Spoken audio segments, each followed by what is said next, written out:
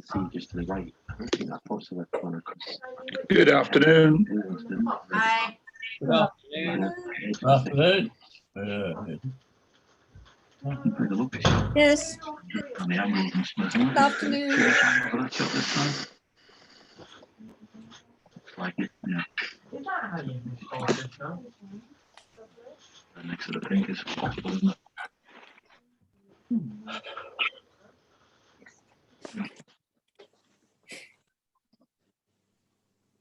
It's funny waiting, isn't it? Only 5 minutes. And Andy, can I just ask a technical question? Do I have any sort of time limit at which Zoom is going to stop or anything, or so that there's no issue with? I've got the so it's fine. Okay, brilliant. Thank you. We are muted, yes, man. But obviously, we Are we muted? we usually talk for up to. Are we muted? Oh, muted. Sorry. 14 minutes.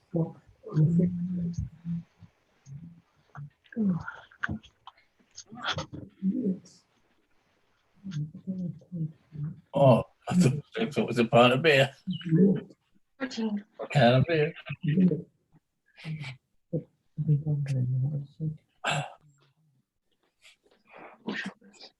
That's why you click on the red.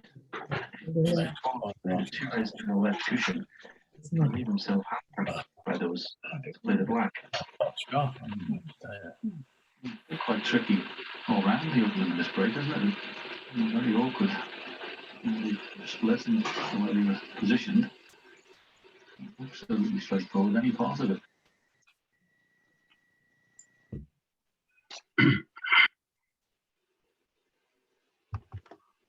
Trying to work out that if he plays a screw shot, where we promote the pink to there. 76 participants so far. Right there. Which looks like that was a lovely little shot. Sorted that one out beautifully. Open the pink out. I can shot that. She said it that. She just walked out. Oh, She just ran out the door. did you? Yeah.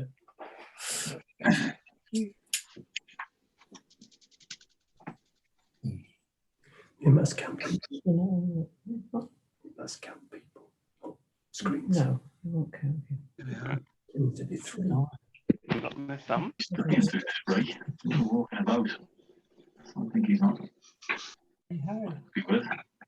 Hey, Barry. Hello. Hello. Does it have our picture up? Yeah, that is still possible on the pink spots. No, there it is. Make it bigger. We're nearly standing now. Yeah, that's definitely on. So work to be done, but a good chance to be a real sickener for Joe. He's playing pretty decent for the first time in the semi-final. It's easy. He's taking it easy. Moved down. Back in the chair. He's got a chance to come back to the table. Look at that, his tummy on his tummy. Well,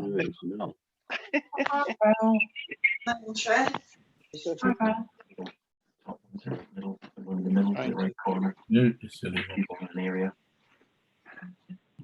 Can't see any hangings or anything. One line. Trying. The more difficult of the reds.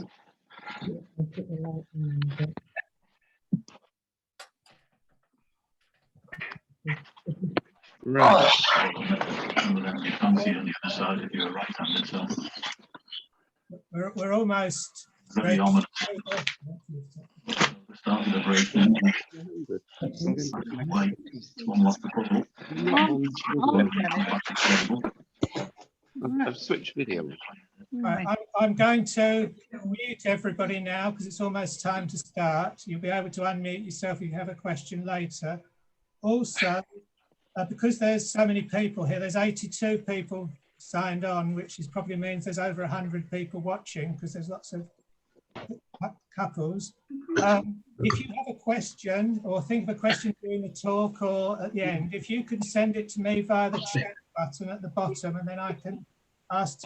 Just put the sound on. In order. Chat what button? I don't know what to do there. I've no idea. There's a right at the bottom of the screen, there's a small button that says chat. If you take your cursor down to the bottom of the screen, you can type into that. Click on that and type in, and I can see the questions.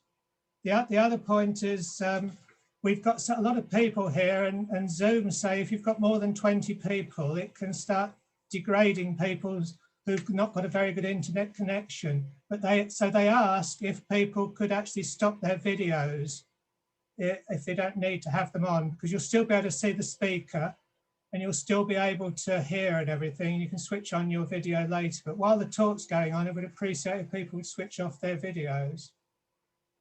Okay, thank you. Perhaps it's time to hand over to Ian now. You want to unmute yourself, Ian?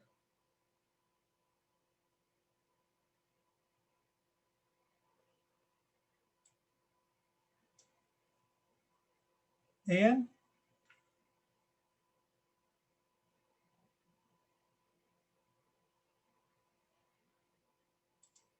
Don't see Ian.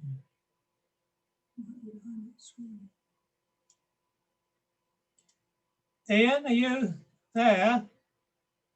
We seem to have lost our chair.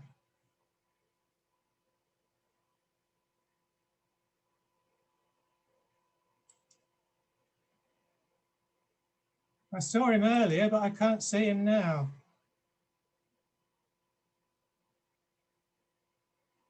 Well, perhaps we could start the meeting and Ian can make any announcements later. We're very pleased to have Alison Rowland here, professor from Essex University, who'll be giving our talk today. And if you want to unmute yourself, Alison, and get going. I'm sorry, Ian would have had more to say, but he's not here. Doesn't appear to be here at the moment. Okay. Okay, thank you very much, Andy, and thank you to the Chelmsford Historical Association for inviting me to speak this afternoon. Hopefully everybody can hear me okay. What I'm going to do in a sec is screen share, because I've got some images and things on PowerPoint to share with you. So hopefully, if the technology all works, you should be able to see my my screen. Yes. Great, thanks, Andy. Right, let's get to the first slide then.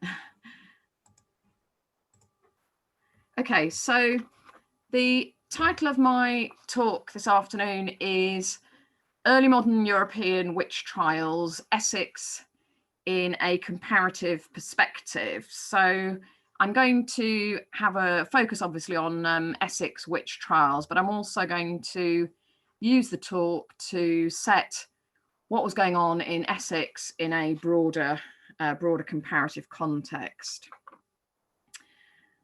So I'd like to begin with a look at George Gifford, who was the town preacher of Malden in Essex in the late 16th century. In 1593, George Gifford, the town preacher of Malden in Essex, published a text which was called A Dialogue Concerning Witches and Witchcrafts. Gifford began his text with two fictional local men called Daniel and Samuel, and Gifford made them meet and have a fictional conversation, the dialogue of the title, discussing their thoughts about witchcraft in the county. Samuel was particularly fearful of what he called evil, favoured old witches. Samuel went on to comment that truly we dwell here in a bad country, meaning a county.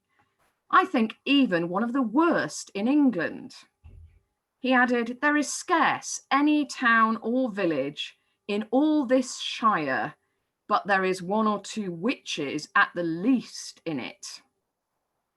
So what I want to do is start off with this idea of Samuel's and Gifford's that Essex was the worst in England. And I want to try and test out this contention that as far as witches were concerned, Essex was the worst county in all of England. I want to ask what sort of evidence we have to support this idea. And does it actually hold up when we look at it more closely? I then want to go on and set the Essex witch trials into this wider European context to compare them and see where they sat in terms of size and severity in relation to other parts of Europe at this time, so in the 16th and 17th centuries. Now, at this time, belief in witchcraft was incredibly widespread. Most people who lived in the 16th and 17th century in Europe believed in witches.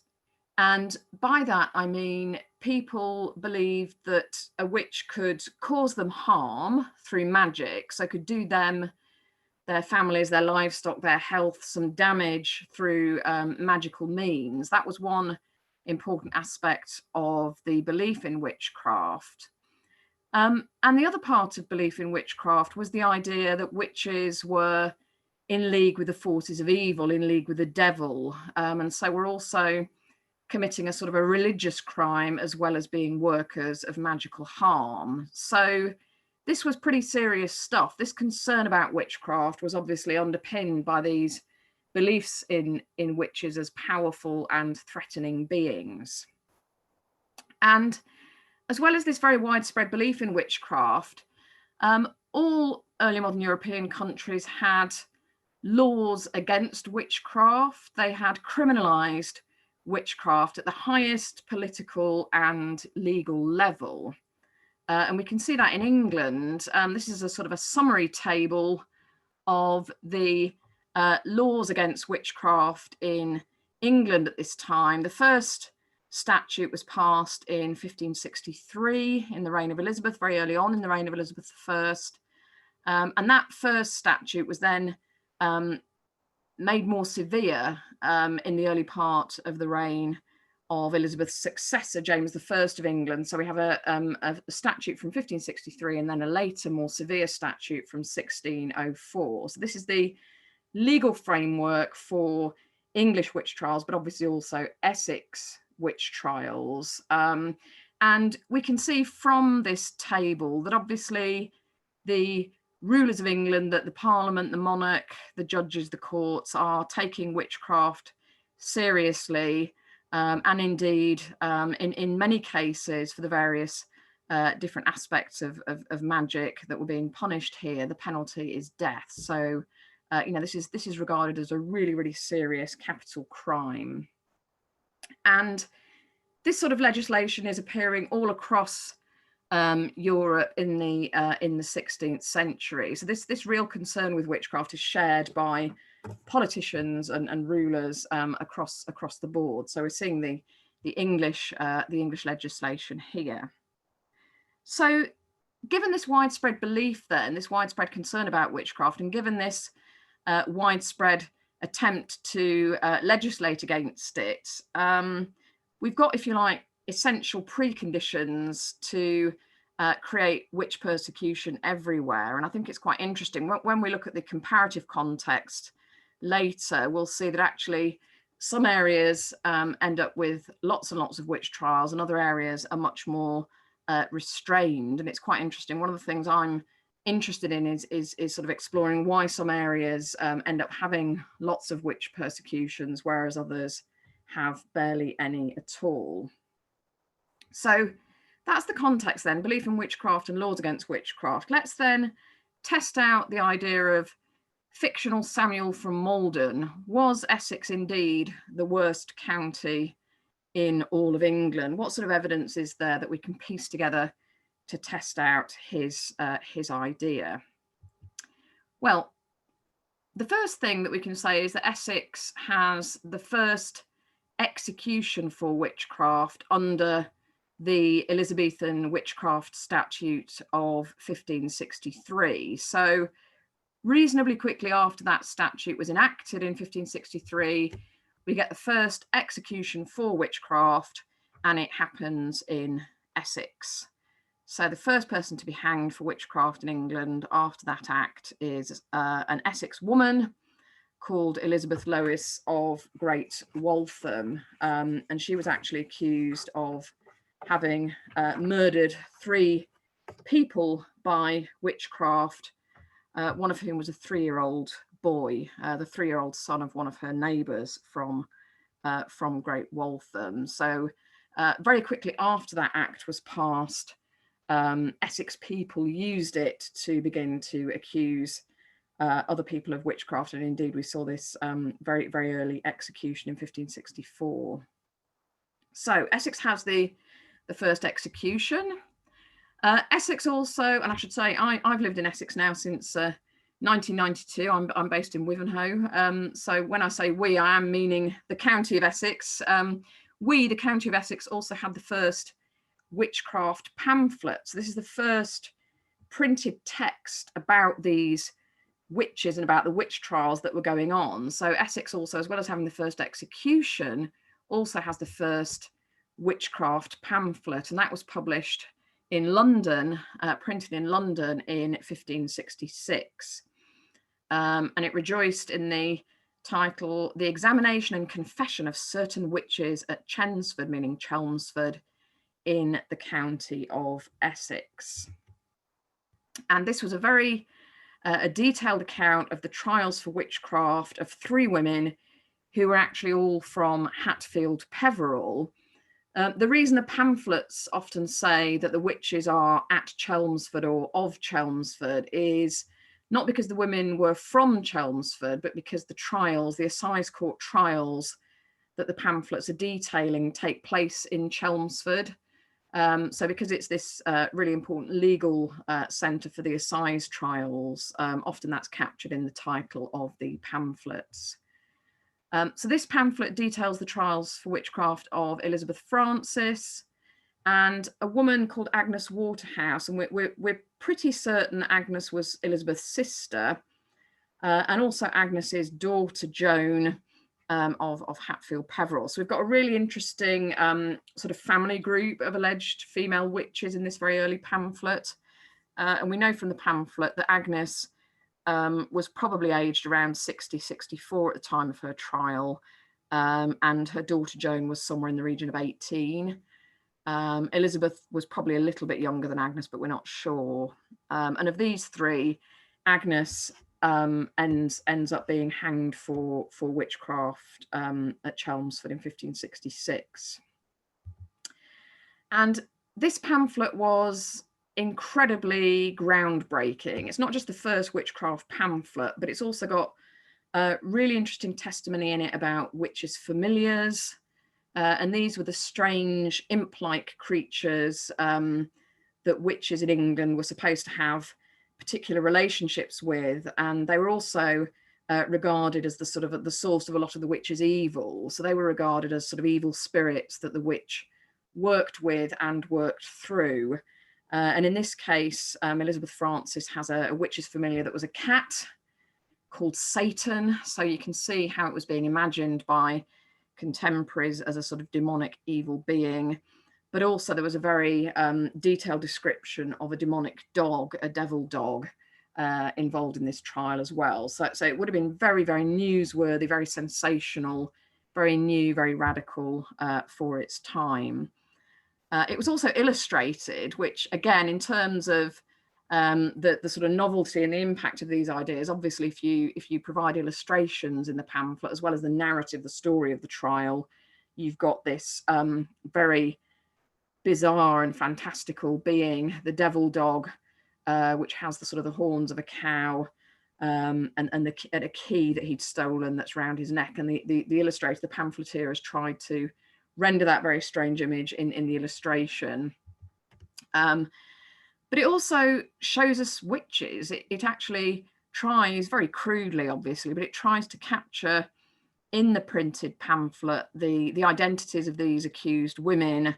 And here we can see Mother Waterhouse, Agnes Waterhouse, on the right, and her daughter Joan on the left. So in terms of actually spreading ideas about witches, it's very, very interesting because of the illustrations that it has as well. So first execution, first pamphlet. Essex also has the dubious honour of having the most witchcraft pamphlets published about it relative to other counties. So it starts early and it carries on publishing pamphlets. So in addition to that first one that I just mentioned from 1566, 4 more pamphlets about witch trials in Essex were published, most of them in the latter part of the 16th century. So we have another one in 1579, another one in 1589, and another one in 1582. And then we also get one published in 1645. So altogether there are 5 Essex witchcraft pamphlets. This woodcut is another very interesting and important illustration from one of these Essex pamphlets, which was from the 1589 pamphlet, and it shows the hangings, the executions of 3 women, Joan Cunny of Stystead, Joan Prentice of Sybil Headingham, and Joan Utney of Dagenham. And again, they are being tried collectively in the assize courts in Chelmsford and being executed in Chelmsford. And then the publisher, the pamphleteer, is publishing the pamphlet about them in London. And here we can see the 3 women being hanged. And we can see again in the foreground that this very important English, peculiarly English idea of the witches' familiars, these imp-like evil spirits, and they're often given names by the witches supposedly. So we've got Jack and Jill, you can see down there. But the really interesting image I think on this pamphlet was of Joan Prentice, and she supposedly had a demonic ferret called Bid, who did her bidding, her evil bidding, hence the name. And in this strange image, we can see the demonic ferret Bid sucking some blood from Joan's cheek. And the idea here was that the witch nurtured the familiar through food, through giving them shelter, and through allowing them occasionally to suck blood. But the interesting thing about that as well as it suggesting this really intense bond between the witch and the familiar, it also was believed to leave evidence by leaving marks on the witch's face, so that courts could actually look at witches' faces or bodies to see if they had these marks on their faces. So it looks very strange to us now, but it was this really important evidence of the link between the witch and her familiar. So the most pamphlets. We've also in Essex got the longest, we provide the longest, the most detailed of all the 16th century pamphlets. So the Essex pamphlet from 1582 is very, very long, very, very detailed. And it was published about a set of trials that have become known as the St. Osyth witch trials. As we can see from the title here, they went in for very, very long titles in the 16th century. This was called A True and Just Record of the Information, Examination and Confession of all the witches taken at St. Osyth in the county of Essex, wherein all men may see what a pestilent people witches are, and how unworthy to live in a Christian commonwealth. So there's this very strong idea of the witch as an unchristian person who needed to be got rid of. And this pamphlet was so long, the St. Osyth witch trial pamphlet was so long because it was actually detailing the largest 16th century trial that took place in England. So that's another piece of evidence about how particularly bad the witch trials were in Essex. So Essex has the longest 16th century witch trial, and that produced, perhaps unsurprisingly, the longest 16th century witch trial pamphlet from St. Osyth's in 1582. This trial was largely the result of the zeal and industry of a local justice of the peace whose name was Brian Darcy. And although we call this, we kind of refer to this trial episode by the shorthand of the St. Osyth witch trial, it actually involved 14 suspected witches altogether, 7 of whom were from St. Osyth, but 7 of whom were from other nearby communities. And this is pretty big numbers, you know, compared to any other trial episode that's gone before. You know, we saw in 1566 3 women, but here by 1582 we're seeing 14. So we can see it is very large by comparison to these other trials that have happened in the 16th century. It is unusual, and we can see again sort of evidence of this level of sort of exceptionality. We can see Darcy using child witnesses to testify, often against their own parents, about their parents' familiars, for example, which is very unusual. And Darcy also used quite dubious tactics to get suspects to confess. He promised them favour, for example, to make them confess. And unsurprisingly, some of them, you know, believed him and made some fairly spectacular confessions. And although the pamphlet just says, if you remember on the title page, it said published by WW, excuse me, we're pretty sure that Darcy oversaw and sort of instigated the publication of the pamphlet because he was trying to foreground his role in the trials. He wants to make a name for himself, essentially. He wants to try and further his career by successfully having a large witch hunt, and the pamphlet, the publication of the pamphlet following the trial, was part of that endeavour. So, largest 16th century witch trial, longest 16th century witchcraft pamphlet. This is all Essex contributions. Essex also has the most indictments. Now, indictments were the formal charges drawn up against witches at the assize courts. Most of the trials for witches in England at this time take place at the assize courts, because witchcraft is a capital crime and because you can be executed for it. Most of the trials are taking place at these assize courts. There are a few exceptions there. There are some borough courts that have jurisdiction over witchcraft in their own boroughs, but for the most part, most of these cases, because they are so serious, go to the assize courts. And one problem that historians have here is that indictments don't survive across all of England in this period, so we can't compare Essex with every other English county simply because we're at the mercy of the way in which the sources have survived. But we can at least compare Essex with other counties in what was called the home circuit of the assize courts. So this was the circuit of counties that assize judges would be sent out on twice a year by the monarch. So these are the courts overseen by these royal judges that are sent out by the English monarch to sort of dispense royal justice in the counties. And the assize courts take place twice a year across the English counties. And the home circuit was made up of these counties: Sussex, Surrey, Kent, Hertfordshire and Essex. And you know, we can see here, I say we because this is taken from the work of an English historian of witchcraft, James Sharp. And what Sharp's done is he's added up all the indictments, the charges, the formal charges of witchcraft that were made in the home circuit courts.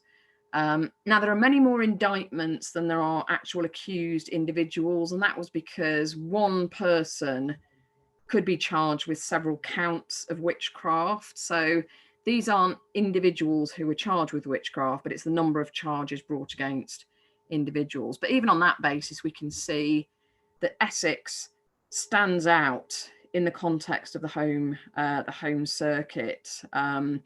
It's got about 60% of the total indictments for witchcraft of all home circuit counties, and the next sort of worst affected, if you like, Kent, is a good long way behind. So that, I think, is giving us a real sense of the degree to which Essex was providing a lot of court cases in England.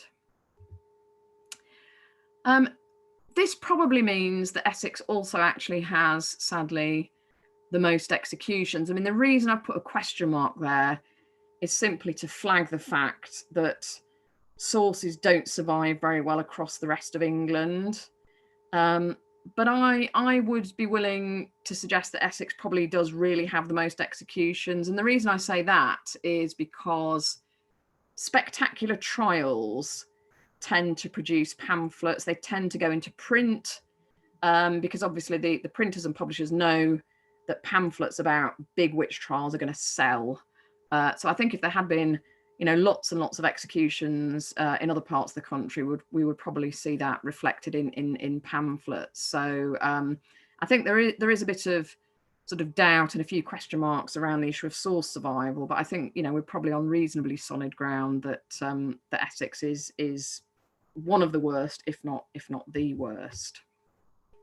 And again, to give you some comparative context, historians of English witchcraft have worked out, insofar as we can, that there were probably around 500 executions for witchcraft in total in the 16th and 17th century, starting with the execution of Elizabeth Lewis in 1564, with the last executions for witchcraft in England happening in the 1680s. So the ballpark total for England then is around 500.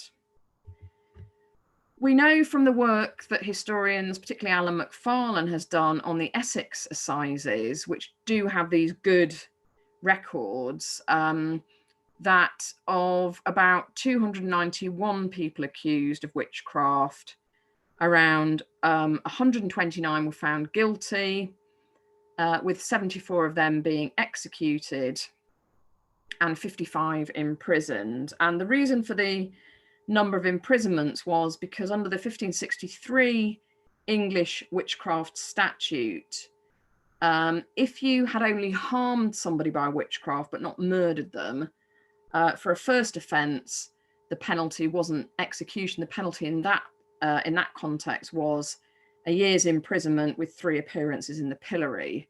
So although it wasn't execution, it was still a horrible punishment, because obviously early modern prisons were very dirty and unsanitary, and you're quite likely to die of disease in the prisons. So although we look at that and we think, well, imprisonment isn't as bad, obviously, as being hanged, it's still a fairly severe penalty. And we know that probably around 36 accused individuals in Essex died in jail, either having been imprisoned or even in some cases before they'd been tried. Or in some ironic cases, we have individuals who might actually have been found not guilty, but because they're left in jail until their jail fees are paid, and if they're poor, that could be quite a long time. So even some individuals who have been actually found not guilty of witchcraft might end up dying in prison because, as I said, the conditions were so bad. So probably around 110 deaths in total. But even if we just look at the figure for the executions that we know about, and again, there's probably more that are lost to the historical records. So even if we just look at the known executions, we're looking at something like 74 out of 500 in total. So obviously Essex accounts for a pretty high proportion of the overall total of executions for witchcraft in England. We also have the dubious honour, and I'm really mean the Tendring Hundred, where I live. This northeast corner of Essex has the dubious honour of being the starting point of a witch hunt that many of you may be familiar with, the largest ever set of English witch trials, the East Anglian witch trials, which happen during the English Civil War between 1645 and 1647. And these are the witch trials that have become very, very strongly associated with the name of Matthew Hopkins, which is why I've used this image here. This is from Matthew Hopkins' own publication about witchcraft, about his activities during the East Anglian witch trials, where he gives himself the entirely self-styled title of Witchfinder General. This is what he calls himself. It wasn't a job description that he'd applied for. It was his own sense of himself as a witchfinder. So here he is in 1647, just before he died. Actually, he published a text about his activities, and he gave this image of himself on the introductory pages. So these large witch trials, the East Anglian witch trials then of 1645 to 47, begin in Essex, in Manningtree, and they're very much under the leadership of two local justices of the peace. So in much the same way that the St Osyth witch trial was instigated by Brian Darcy, by the local JP in 1582, we get a very similar set of events happening in Manningtree in 1645. We get the two local JPs, Sir Thomas Bowes and Sir Harbottle Grimston, kickstarting the East Anglian witch trials of 1645 to 7, and they invite in, to help them, they invite in two local men, John Sterne and Matthew Hopkins, who go on to sort of claim that they are witch finders, experienced witch finders. So again, Manningtree kickstarts that very large trial episode.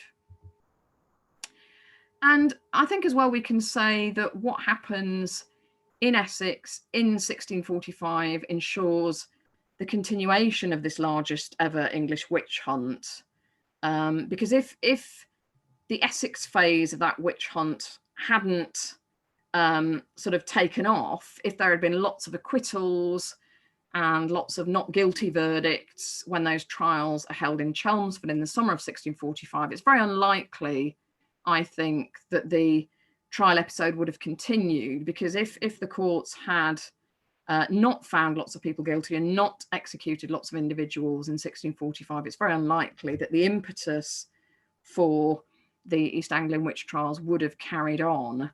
And it's a very harrowing statistic, but 19 accused witches, they were all women, 19 women from the Tendring Hundred, so communities around Manningtree, including Wivenhoe, including my own home community. 19 women from the Tendring Hundred were condemned to death at the courts in Chelmsford in 1645, and 15 of them were executed en masse. So we have this mass execution in Chelmsford in July of 1645, and that's the largest ever mass execution of witches that had ever taken place up until that point in time. And the image that I've got on the slide here is the title page of John Sterne's text, because like Matthew Hopkins, John Sterne also publishes a book about his activities as a witch finder, and we can see that he calls himself John Sterne, now of Lawshall near Bury St Edmunds in Suffolk, sometimes of Manningtree in Essex. So that's sort of putting him in that Essex context. He actually was living in, or having had some sort of house or temporary accommodation in Manningtree at the beginning of the East Anglian witch hunts. And this very, very high conviction rate and this very, very high rate of execution in Chelmsford in 1645, as I said before, really gives the go ahead, it gives the green light to not just the witch finders, but other local communities, witnesses and accusers who supported the witch finders. It really gives the go ahead and the green light to the witch finders to continue their persecution of witches across East Anglia in the following months. So I think if the court in Chelmsford had not been so severe, I think that would really, if they acquitted lots of the suspects, lots of the accused, that would really have sort of stopped the East Anglian witch trials in their tracks. Okay, so it looks pretty bleak so far. If you look at the markers of evidence for Essex being the worst county, then, you know, there is a lot. We've got early witch trials, early pamphlets, lots of pamphlets, long pamphlets, the largest ever 16th century trial, the most indictments, the most executions, and also Essex as the starting point of the largest ever English witch hunt. So I think, you know, if you ask me, do I agree with Samuel in Gifford's dialogue that Essex was the worst county in England? I would probably say yes. I think it does look, it looks very bleak, and the evidence is certainly there. But I just wanted to just qualify a couple of those points, just to sort of perhaps paint a slightly less bleak picture of quite how bad witch persecution was in Essex. And I think the first thing to say is that yes, it was bad, but for the most part, it's a 16th century story in Essex. And what I mean by that is, apart from, and this is obviously a fairly significant caveat, apart from the 1645 trials involving Hopkins and Stern and starting in Manningtree, apart from those trials, which were very exceptional because they take place during the English Civil War, if we could leave those out of the picture, the story of witch persecution in Essex is really very much a kind of a late 16th century story. And actually, apart from that mid 17th century outburst in East Anglia, things were pretty much on the decline in Essex otherwise in the 17th century. So I think what we're seeing in Essex then is a real kind of enthusiasm for witch persecution, particularly in the 16th century, which sort of runs its course apart from the East Anglian witch trials in the 17th century. And I wanted to sort of make that point by showing you a couple of graphs, and these are taken from the excellent study of Essex witchcraft by Alan McFarlane. And this first graph here shows the punishment for witchcraft at the Essex Assizes from 1560 to 1680, and we're looking at the number of persons probably executed and the number of persons probably imprisoned. But the point about it is, apart from this dramatic spike up to 19 in 1645, if that were not in the picture, you can see that really the really active time for witch persecution resulting in execution in Essex is from the 1560s to the early part of the 17th century. That the only execution after that, apart from 1645, is in the 1620s. So Essex has a really early engagement with witch trials and a really early engagement with the legislation, which is reflected very much in those 16th century pamphlets. But really in the 17th century, the courts are getting much less likely to convict people, much less keen to convict people, apart from the very particular circumstances of the Civil War in the 1640s.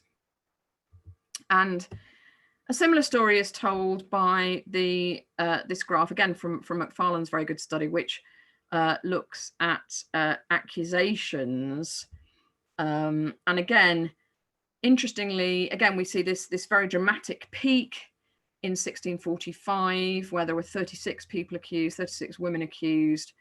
But again, we can really see that the main period of numbers of accusations is the latter part of the 16th and early part of the 17th century. I think what's interesting in Essex is that accusations do carry on in the 17th century, perhaps at a lower level, but what the courts are very sort of wary of as the 17th century goes on is of any more executions. The story of executions is really a story of the late 16th century and the very exceptional moment of 1645. Another way in which we might sort of create a caveat is by just going back to those exceptional East Anglian witch trials of 1645 to 1647. Now, while it's absolutely true that they start in Essex, and while it's absolutely true that the Essex executions help encourage the spread of those witch trials, the county that's actually worst affected in 1645 to 47 is Suffolk. Suffolk has more executions than any other county, and it sadly surpassed the mass execution that had taken place in Chelmsford in 1645 by having the largest mass execution of witches that ever took place in English history, and that was of 18 people in Bury St Edmunds in 1645. So, you know, if people thought things were bad in Essex in the Tendring Hundred in 1645, they only got a lot worse once the witch finders went into Suffolk. And Suffolk also saw the most exceptional executions. And it's annoying, I should have thought of this, but you can't quite see. You may be able to just see this image that there's a man being hanged. This is the village sign of the village, the Suffolk village of Brandeston. And this is actually showing the execution of a man called John Lowes. And he was one of the 18 executed in Bury in August 1645. And John Lowes was an 80-year-old minister of the church. And he was actually the only church minister ever to be hanged for witchcraft in England. And he's one of only 4 Protestant ministers who were ever executed for witchcraft in Europe. So I think that's really the fact that you could not just get these mass executions in Suffolk, but you could actually get a man of the cloth being hanged, shows just how much more exceptional the witch trials, the East Anglian witch trials, were in Suffolk than they were in Essex. The other point that's worth bearing in mind is that actually one reason why the witch finders head off into Suffolk in 1645, I mean, it's partly because they are originally from Suffolk themselves. So both John Sterne and Matthew Hopkins came from Suffolk families originally, came from Suffolk communities originally. So I think it made a lot of sense for them to head over the River Stour and go off into Suffolk. But another reason they did that was because Colchester said no. Colchester authorities actually told the witch finders pretty much that they weren't going to play ball. They didn't really want them interfering in the borough jurisdiction in Colchester by spreading their witch finding activities there. But I think there was also a much more pragmatic reason why Colchester opposed the witch finders, and that was because the jail at Colchester Castle, where all these women from the Tendring Hundred were being held. So before they were taken off to Chelmsford for their trials in the summer of 1645, they were being held in the Colchester Castle jail. And several of them died of the plague there because the conditions were so appalling. So I think it was probably a somewhat pragmatic self-interest by the Colchester authorities. They basically didn't want a plague epidemic starting in the town. That was one reason why I think their enthusiasm for witch finding declined, and that helps explain as well why Hopkins and Sterne head off into Suffolk to pursue their luck there rather than carrying on further south in Essex. The question that's always asked, and I don't think this has really been answered fully or adequately or very well, and I'm sure the question that's in lots of people's minds at the moment is, you know, why was it so bad in Essex? Because that seems to me to be a very obvious question. You know, we'd like to try and explain why it was so bad in Essex. Well, I think we've got sort of early adoption, if you like, in Essex. We've got early adoption of the new legislation. So that 1563 statute that I mentioned earlier, there's very quick action. We can see that even in the assize courts of 1560, people are trying to prosecute witches in Essex, and we get that very early execution in 1564. So I think where you get communities that are sort of early adopters, that sets a pattern So if people use the legislation and use it successfully in their eyes, insofar as they get people hanged as a result, then that gives encouragement to others to think, oh, we could do the same. So there's very early adoption in Essex, and successful trials that end in executions early on, encourage further accusations. And I think the pamphlets that I talked about earlier, that early production of pamphlets in Essex and the frequent production of pamphlets in Essex also helps to disseminate ideas to other communities. And we also get very important key individuals, and it's often local JPs, perhaps trying to make a name for themselves, perhaps with London connections or court connections, who are often the reason, I think, why we get these sort of outbursts of energy in relation to witch persecution. So JPs like Brian Darcy in St Osyth, or Sir Harbottle Grimston and Thomas Bowes in Manningtree. I think there are probably more of them, but we just don't know enough about them, sadly. We don't have enough evidence to be able to identify more of those individuals. But my hunch is that there are probably more of them than we know about at the moment. One of the ironies of Brian Darcy's activity, and again, this is perhaps a little bit of a caveat about how bad Essex was. One of the ironies of Brian Darcy's activity in St Osyth in 1582 is that he was so zealous and tried so hard to whip up witch trials that it actually caused a backlash. So one of the sort of ironic benefits, if you like, of this St Osyth witch trial was it actually creates a backlash of criticism.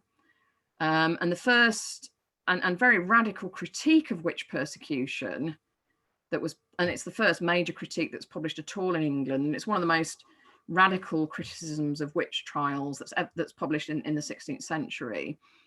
It's published by a man called Reginald Scott in 1584. He was a Kentish gentleman, and it's very likely that Reginald Scott's publication was in response to the St Osyth witch trials and what he'd learnt about what was going on there from the pamphlet. He criticises Brian Darcy in several places in his book for his methods, for using children as witnesses, for using lewd, miserable and envious poor people as witnesses. So he's basically saying that he's abusing his legal authority and his legal power. And he also criticises Darcy for winning confessions through hope of favour, or by extorting confessions by flattery or threats without any proof. So he's essentially saying that Brian Darcy is a really, really bad JP who is not using the law properly. And Scott was also very, very scornful of the belief in witches' familiars. This is very radical, very ahead of its time, to say, devils can't really take bodily form. How can you possibly think a ferret can be the devil? So it's very, very scathing, very radical. And I'm pretty sure he wouldn't have written it if it hadn't been with the St Osyth witch trial. And that's the cover of Scott's book. And he's really writing because he has sympathy and pity for the poor, miserable and ignorant people who are condemned for witchcraft. So he sees the victims of the witch trials as the real people with whom we should be having sympathy, and he sees it as a real tragedy that they were executed. Just to finish off then, how does this all sit within the wider European context? Well, obviously I can't go into massive detail on all of the rest of Europe. My own area of expertise is on German witchcraft. So I just wanted to finish off with a few very, very harrowing and sad league tables, just to help do some of this comparison a little bit more quickly for you. And these are very, very interesting tables of data, which have been put together by a German historian of witch trials called Wolfgang Behringer. And this is a table which Behringer put together, and it looks very sensible. If you want to try and compare the severity of witch trials, this looks like a very sensible way of doing it, but it's actually really, really hard because we don't have a lot of the statistics very accurately. But what Behringer tried to do in this table was look at the number of executions for witchcraft relative to the number of inhabitants of a country. And obviously, again, the stats are a little bit unsure. And the other really problematic thing about this table, which, you know, I have taxed, I know Wolfgang Behring reasonably well, and I've sort of said to him, you know, this was not good. What he did was, you'll see he's actually collapsed England and Scotland into Britain. And that really matters because Scotland had a much higher rate of execution than England. So, you know, if you imagine England in there with only 500 executions relative to its population, it would be even lower down this league table. So Behring has slightly skewed the figures by collapsing Scotland and England together. But even so, so the ratio per capita of executions for witchcraft, then you can see that Britain has a ratio of 1 execution for witchcraft per 4,667 people, which is obviously much lower than a lot of places in the rest of Europe. It's not by any means the lowest. I think probably that would be Ireland, where it's 1 per 250,000, but it's certainly much lower than somewhere like Liechtenstein, which had a 1 in 10, or Germany, which had a 1 in 640.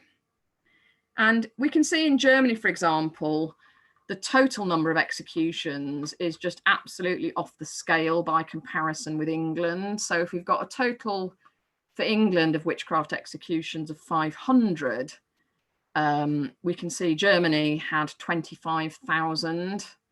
So this is a league table that England is nowhere near the top of, and that's a jolly good thing because it means that it actually executed relatively few people for witchcraft in comparative terms. If we had it with its 500 though, it would be you know, relatively sort of restrained in terms of its comparative position.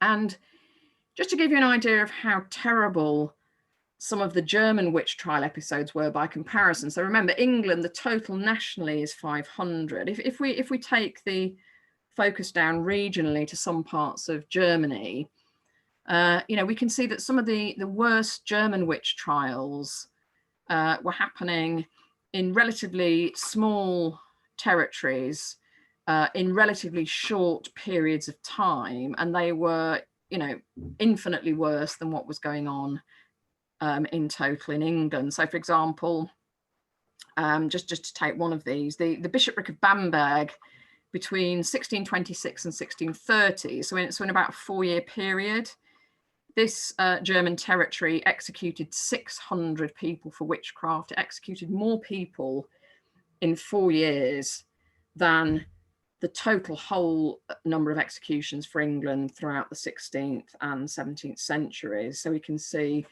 that compared to some of these German territories, the English witch trials were relatively, and I do emphasize the word relatively restrained.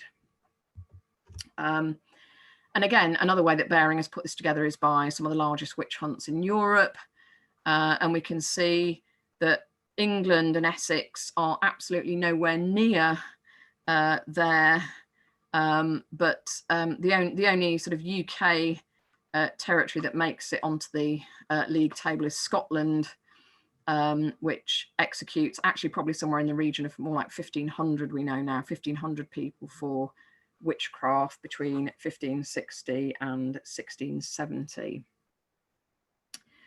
So obviously these German trials are much worse, much more severe, much more rapid, happening in a much shorter period of time. And the sorts of mass executions, I mean, if you remember earlier, I showed you that image of the 3 Essex women being hanged for witchcraft. What you would have seen in these very large episodes of witch persecution in Germany would have been mass executions by burning, not hanging. And this image here shows a 17th century mass execution.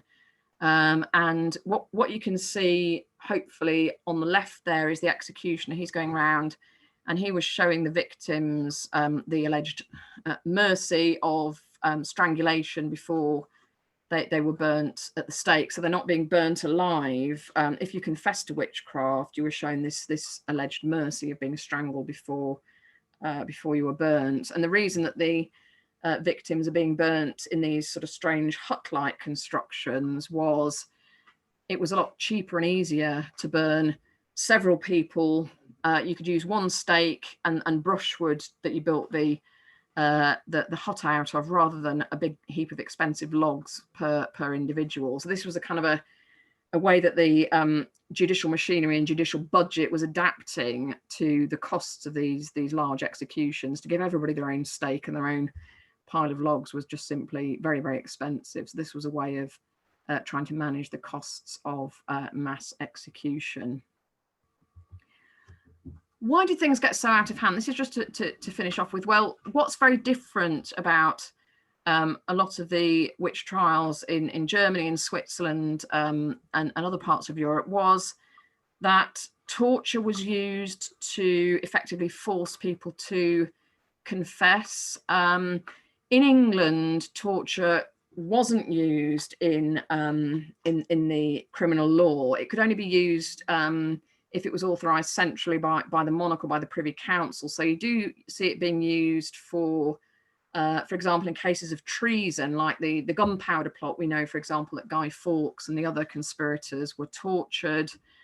But for the most part, in terms of sort of everyday justice, everyday witch trials, whereas in German courts, for example, there was a much stronger likelihood that you would be tortured. That wasn't the case in England. And obviously, the minute you start using torture and excessively using torture, it's obviously much more likely that people are going to be forced into confessing that they were witches and then being convicted. And the other factor that played into this much more severe pattern of witch hunting in other parts of Europe was a belief in the witches' Sabbath. And this was the idea that witches gathered in relatively large numbers to worship the devil, to plot their harmful magical deeds, and essentially to try to subvert Christian society. Now, none of these witches' Sabbaths really happen. They're not a real thing, but people thought that they were, and that's the key point. They felt that there really was this massive demonic conspiracy going on. And so what you tended then to get in these large trials was a dynamic where a suspect would be asked if they were witches. They would be tortured into confessing their guilt, but then they would also be subsequently tortured and asked, who else did you see at the witches' Sabbath? And once you've got that dynamic going of torture, confession, and then denunciation of other people who were supposedly at the witches' Sabbath, it was in those very specific legal circumstances that trials could really very, very quickly escalate into very, very large numbers, because the next batch of suspects would also then be questioned, tortured, and asked about the witches' gathering. And this is an image from the late 16th century. This is an image of the alleged witches' Sabbath that was linked to the very large witch trials that happened in the electoral territory of Trier in Germany. And you can see, hopefully, this image is just to really give you a flavour of how much more complicated things could get once you start imagining or believing in a witch's Sabbath. You've got a man here, he's the king of the Sabbath. You've got people playing music, that's another man there. You've got people arriving at the Sabbath in a coach. You've even got men of the cloth at the witches' Sabbath. So the minute you take this idea of a collective conspiracy of witches seriously, the whole scale of things can just escalate very rapidly and to very dismal ends insofar as many executions could happen. So Essex, I think, probably was the worst county in all of England for witchcraft accusations and probably for witchcraft executions.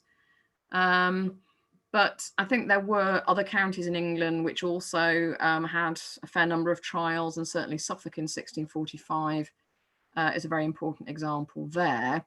And I think overall, because England didn't use torture and because England didn't really subscribe to this idea of the witches' Sabbath, even though people were tried, they were by no means always necessarily convicted, and we certainly didn't get this mass escalation of persecution that we see in some parts, for example, of Germany. But I wanted to finish with this wonderful memorial to the victims of the Essex witch hunts that some of you may have seen. It's outside Colchester Castle in Colchester. And I wouldn't want you to think that just because I'm trying to compare what went on in Essex and say, well, it wasn't as bad as what went on elsewhere. I certainly don't want you to think that I'm trying to relativize the suffering of the people who were charged with witchcraft in Essex. I mean, I think we only have to look at Colchester Castle and imagine being in the dungeons there awaiting trial. I mean, you could die of the plague before you even got to trial in conditions like that. So even though I'm trying to give you a bit of a comparative perspective, I don't want in any way to suggest that it wouldn't have been absolutely horrific to be accused of witchcraft in early modern Essex, and certainly for people like Joan Prentice or Agnes Waterhouse, it was no consolation to them as they ended up getting hanged for witchcraft. It was no consolation to them to think that it perhaps wasn't quite as bad in Essex as it was in other parts of Europe. So on that commemorative note, I will end the talk. Thank you very much, Alison. Thank you very much. Good. There's four people have indicated to me so far through the chat they'd like to ask a question. The first person was Paul Levy. You want to unmute yourself and ask your question, Paul?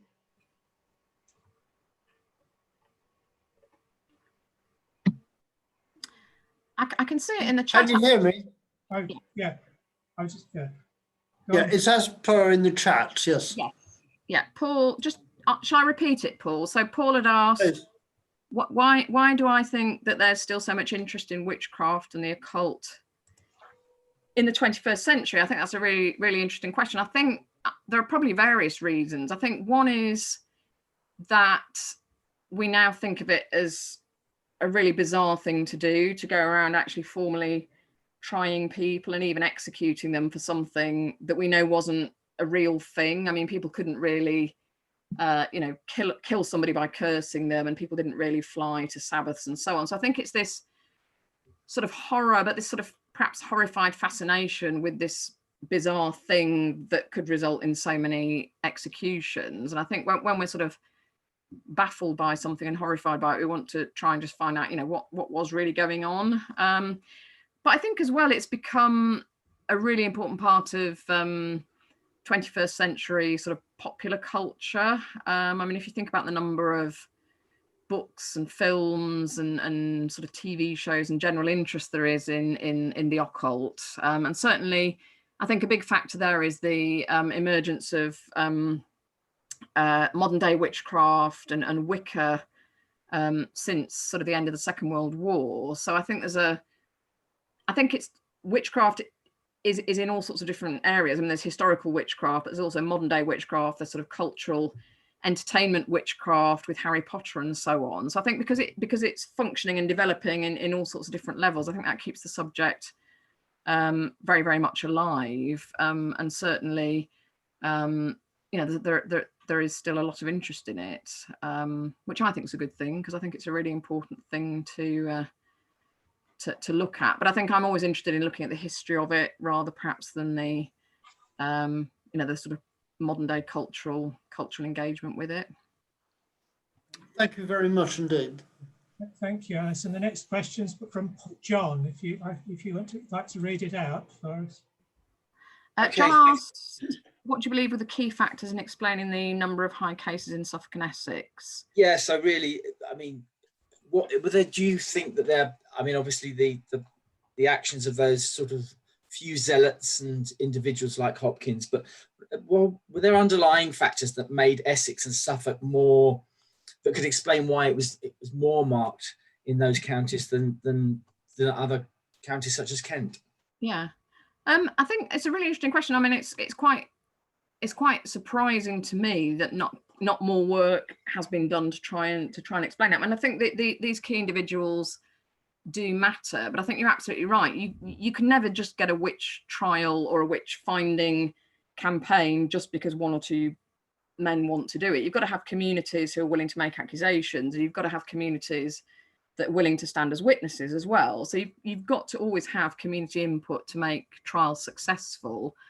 I mean, I think in 1645, I think what's obvious is that Essex and Suffolk are, you know, quite strongly Puritan counties, but there are also Puritan counties that do have some pockets of recusant Catholicism in them still. So I think there's quite a strong connection in 17th century East Anglia between Puritan communities who are kind of wanting to show their godly credentials, perhaps by getting involved in witch trials. So I think religious sort of religious commitment, but also religious tension between Puritans and Catholics plays a role. I think the other thing is it's not every community in Essex and Suffolk. And again, if you take that comparative analysis down to the regional level, if you map the counties, the communities within the counties that welcome the witch finders, it's not absolutely everyone.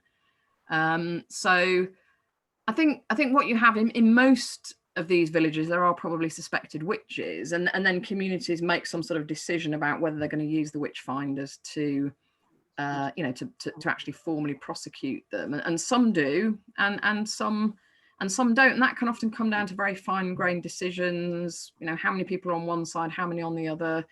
Are people willing to pay the expenses of trials? And if not, actually then they suddenly lose interest. So I think once you get down to those really local circumstances, I think you're right that there are lots of individual people and individual reasons for that final decision.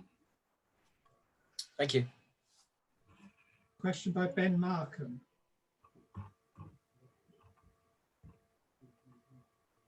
Hi, Alison. Hi, Ben. Nice to see you. You're right. Nice to see you again. Thank you for your wonderful talk today. I just wanted to ask a question, I suppose picking up on a point right at the very beginning. Mm-hmm. You started with a pamphlet from Malden, and you talked about Samuel, an Essex man, albeit a fictionalized one, attributing to his own county the title of the worst county for witchcraft.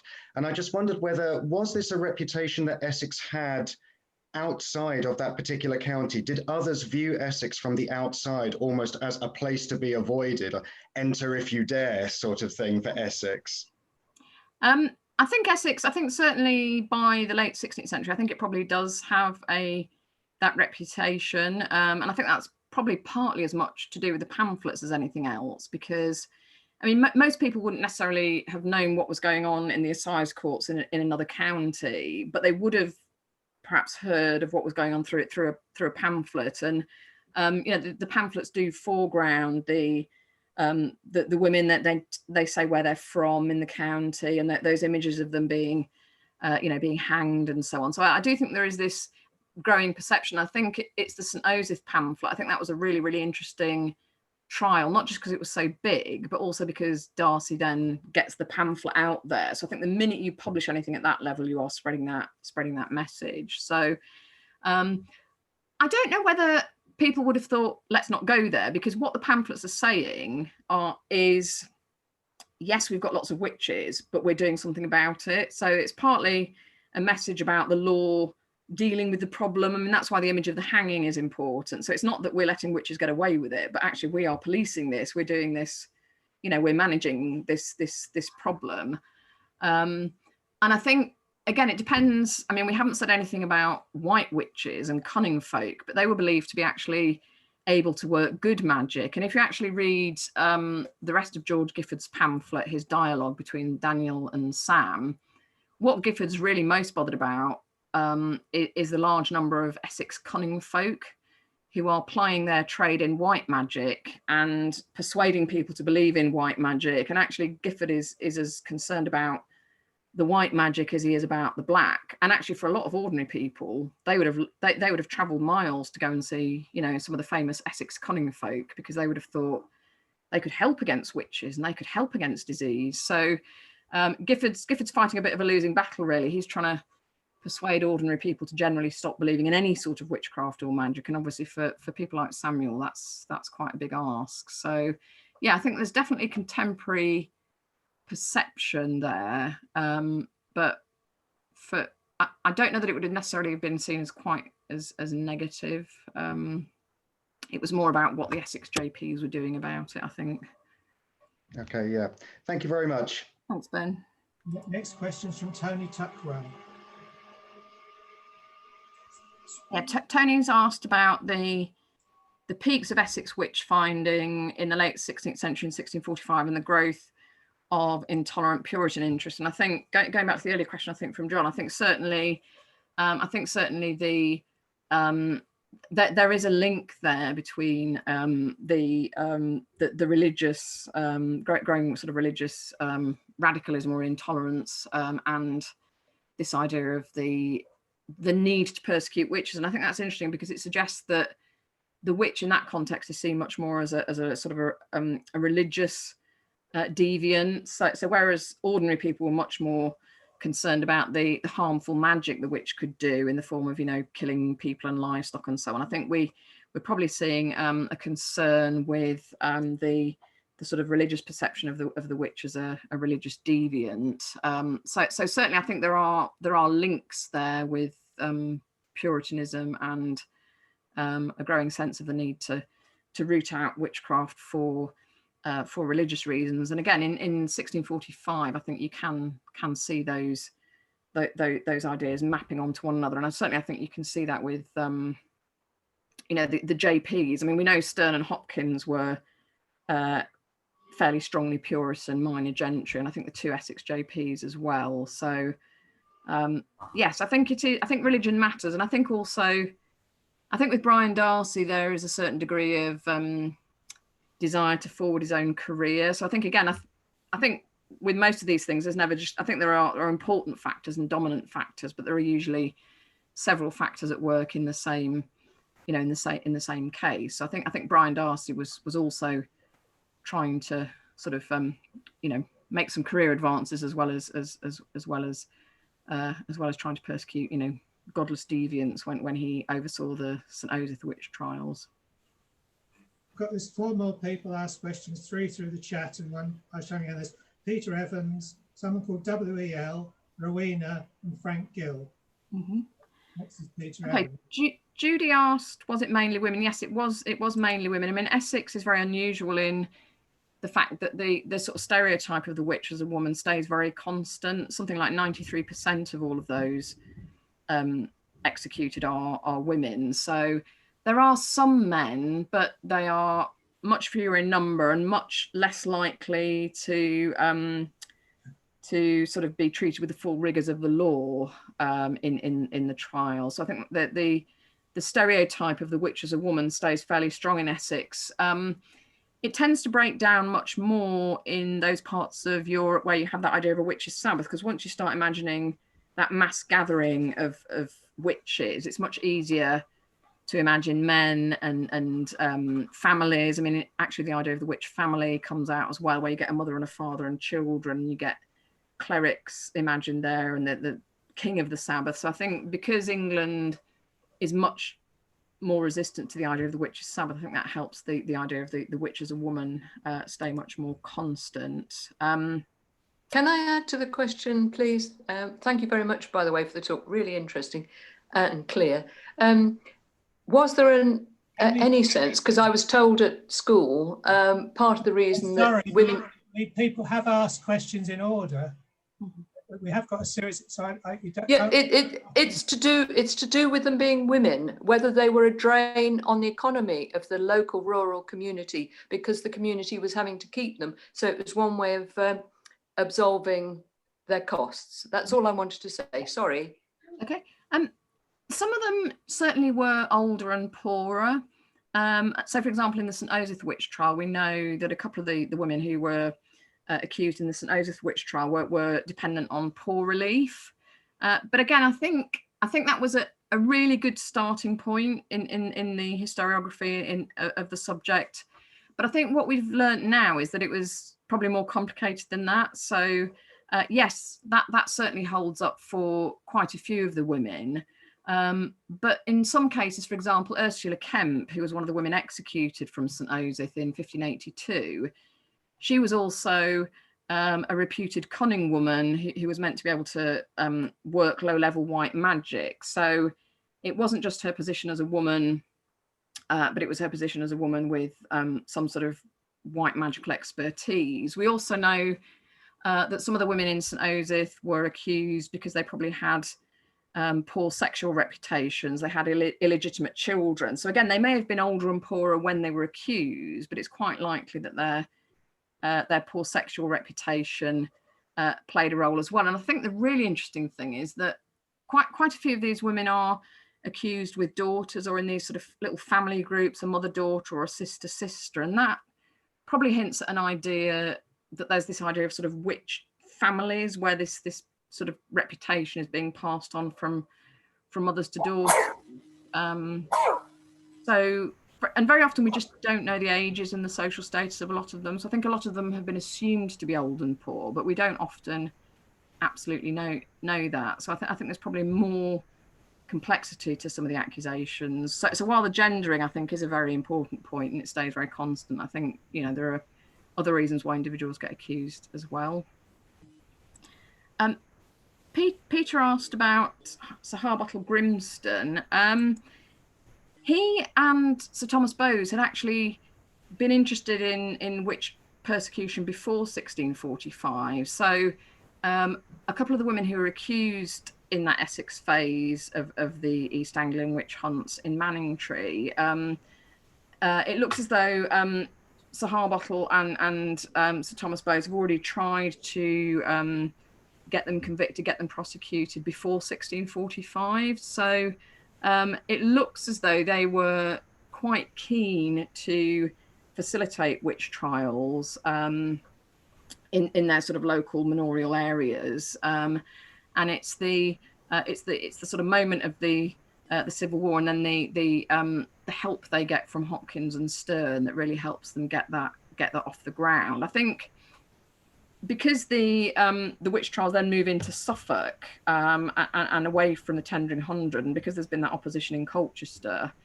I think the sort of Essex enthusiasm for the persecution dies down. It's almost that they've done their bit, you know, they've had their trial, they've had their moment, and then things move on into Suffolk. But what was very striking about the Essex executions in 1645, as well as the 15 women who were hanged in Chelmsford, 4 of the women who'd been convicted were actually taken back to Manningtree and hanged in Manningtree, and that's very, very unusual. So that would have been a real kind of sort of justification for the 2 local JPs. I mean, it was almost as though they were being given the honour of having 4 of these women hanged on their own patch, if you like. And that was unusual. I mean, obviously most of the executions would always take place in Chelmsford after the assizes, but these 4 women were taken back. So I think they were very important in that early phase. But then when the focus shifts to Suffolk, it's more the intervention of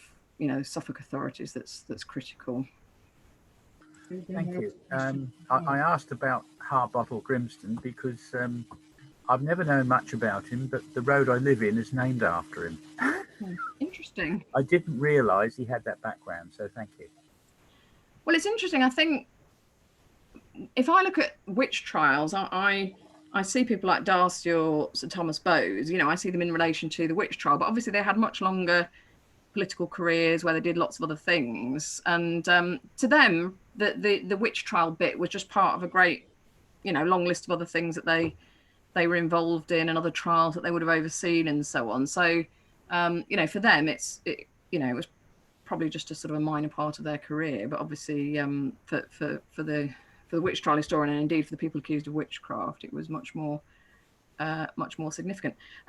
Somebody in the chat asked about whether witches were more prevalent in rural areas.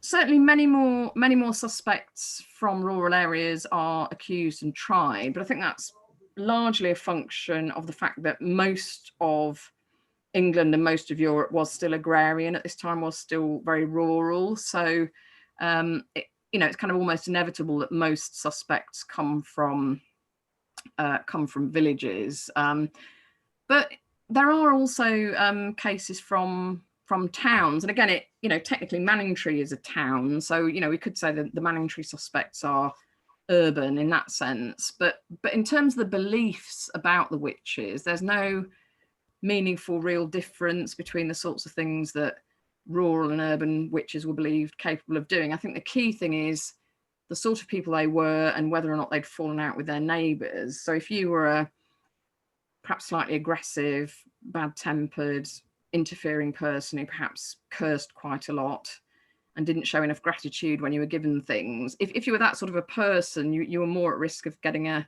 suspicion of being a witch. And I don't think it mattered too much if you were a rural person or an urban person, but the risk was there. I think probably the main difference perhaps with urban context was you were perhaps a little bit more mobile. You might be able to get away from those suspicions by moving, whereas you might be a bit more rooted in a rural community. Rowena had a question. You need to unmute yourself, Rowena.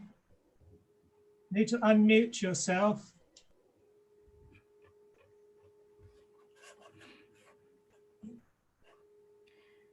That better? Yes. Can you? Thank you very much, Alison. I noticed in the tables that you gave us of Europe, Turkey was at the 0 and 0 for population and action. And I wondered, is that because who compiled the tables didn't have the information, or whether there was a different attitude in Islam from Christianity? That's a great question. I'm going to go back to my table just to see where we were. It may well be lack of stats. And I mean, I think, you know, it is very hard to get these statistics for the 16th and 17th century. So I think partly it's a lack of statistics, and I don't know enough about attitudes towards witches in Islam. It may entirely reflect what you're saying. The other thing it might reflect is that communities do have people in their midst that they fear and that they believe could work harmful magic, but they deal with them differently. So we can only count executions because they've gone through the courts and they've generated some sort of written material. So for example, in Ireland, it's been, which also has a very, very low number by comparison, it's been suggested for Ireland that the Irish didn't want to use the what they saw as the sort of colonial English witchcraft legislation. So it's been argued that the Irish were reluctant to sort of instigate and witch trials and persecute witches because that had all sorts of sort of implications to do with colonial legal systems. Now, what may have been happening and what's probably happening in those cases is that there's some policing of witches that's not happening through the court. So there might be informal justice, mob justice, or other methods such as you know, what you can do to try and cope with witches is exclude them from social networks, for example, refuse to have anything to do with them, not invite them to festivities. So there's a whole range of what we could call informal or semi-formal policing methods that don't necessarily result in trials. So it may be that similar things might be going on in the Turkish context, that things are just being managed in some way that's not making a mark on the historical record. So obviously as historians, we're very, you know, much linked, you know, we're tied to what we can actually see in the historical record. But that's a really interesting question. I'm going to actually, because Beringer published this in 2004, he may actually have more up-to-date stats than he had then. So I'm going to, thank you for that. I'm going to pursue that with him and ask him if he's got more up-to-date information, because it does look a bit weird to have it in there with 0. Yeah, somebody in the chat as well asked about books for further reading. I mean, it really depends what area people are interested in. I mean, the best book on witchcraft in Essex is Alan McFarlane's book, which is called Witchcraft in Tudor and Stuart England, but it's actually really a brilliant study of witch trials in Essex. So McFarlane is by far the best for Essex. But if you maybe if you put in the chat if there's something more specific that you wanted, and then I can either put something in the chat in response, or I could drop you an email with a few ideas if that would be helpful. Thank you, Alison. I don't know if we've got no more questions. I've been indicated. Do we hand over? Is Ian here now? I am. Hand over to Ian, it's the chair. Thank you very much. Professor Rowlands, very well done. And can I ask Shirley now? Shirley would like to propose you a vote of thanks. Yeah. Alison, can you hear me? Yes, we can all hear you. Yeah, okay. Thanks, Alison. That was really great and a fascinating and stimulating talk. And we could see the interest you generated by the question and answer session. You managed to bring your own sort of painstaking research and that of others. You managed to make it accessible to a wide audience, and we're very grateful. So on behalf of Essex branch of the Historical Association, very many thanks, Alison. Hope to see you again. Hear, hear. Thank you, Shirley. Thank you for the great questions. They are very thought-provoking. So I always learn a lot when I do talks like this. So that's really good questions from the audience. Professor Rowlands, whilst present circumstances prevented you from suffering a light luncheon with us, we will be making a little token gesture of our appreciation. But thank you very much again. Yes. Thank you. And the rest of you, don't feel